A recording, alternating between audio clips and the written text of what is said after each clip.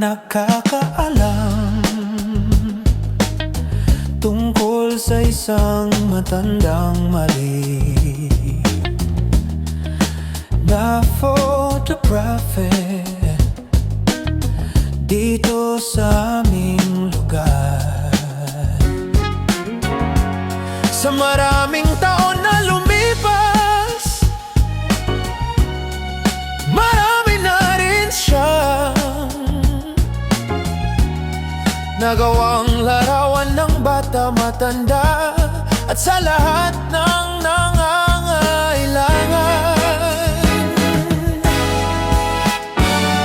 Ngayon, dumating ang araw na parang ang mga oras ay nakakapagod, dahil hindi na masyadong maraming dumarating sa kanya.